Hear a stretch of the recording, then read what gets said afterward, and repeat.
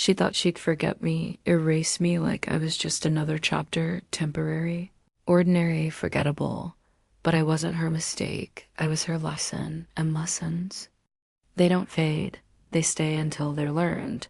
Her name was Aarohi, a storm, disguised as a dream dot, the kind of girl who made chaos look beautiful. When she loved, she made it feel like magic, like I was the only one who truly mattered. And for a while, I believed her. Because when someone makes your world brighter, you don't question the light, you just follow it. We were inseparable. Late night talks, wild dreams, endless plans. She used to say, "You're my peace." And I used to smile, thinking it would always be true. But I forgot peace means nothing to someone addicted to chaos. Slowly, she started drifting, not because I changed, but because she wanted new excitement, a new face, a new thrill. One evening, she said softly, "I think we've grown apart." And in that sentence, years of love fell apart in seconds. She promised we'd stay friends, but we both knew that's just what people say when they're already leaving. She thought she'd move on easily. New people, new conversations, a life where I was just a name in her past and me. I stayed quiet because sometimes silence says more than pain ever could.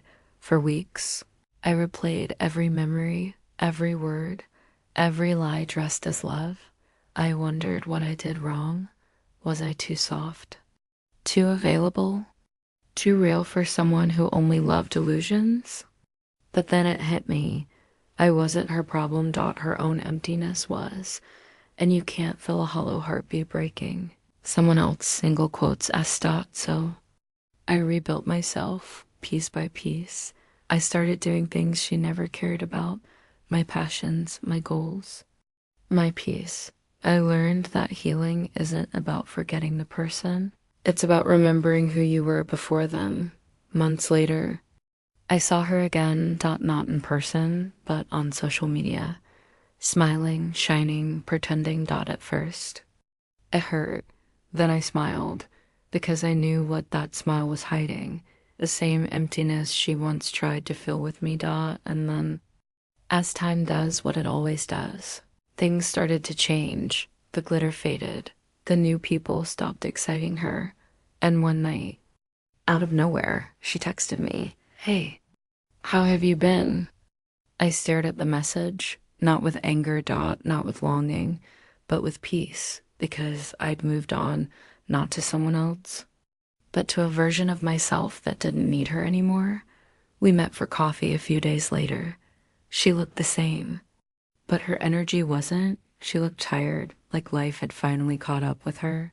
She smiled awkwardly, trying to act casual. "You look happy," she said. "I am." I replied, her eyes softened. "I thought I'd forget you." She admitted quietly, "But I can't. Every time something goes wrong, I think of how you handled things, how patient you were." I didn't realize what I had. I looked at her for a moment, not with hate, but with understanding. "You didn't lose me," I said softly. "You just taught me what love shouldn't feel like." She nodded slowly, tears welling up, because deep down, she knew I had become everything she once took for granted. It wasn't revenge. It wasn't triumph. It was balance. Life had finally shown her that people who love you deeply didn't come often, and when they do, you don't throw them away for temporary excitement. No.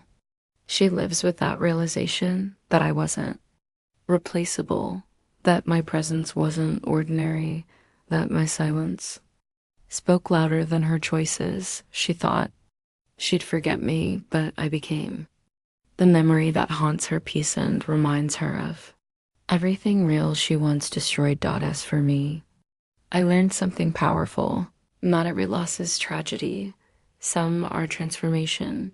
She lost me to her own ego, and I found myself in her absence. Now, when I look back, I don't feel anger. I feel gratitude, because her leaving forced me to rise higher than I ever could while chasing her approval. So yes, she thought she'd forget me, But I became her lesson, the one she remember every time she meets someone new, every time she feels empty, every time she wonders why real love feels so rare, because real love isn't found, it's kept. She let it go. She thought she'd forget me. Now she remembers me every time she closes her eyes, not because she loves me, but because she finally understands what love truly was. And that is how I became her lesson.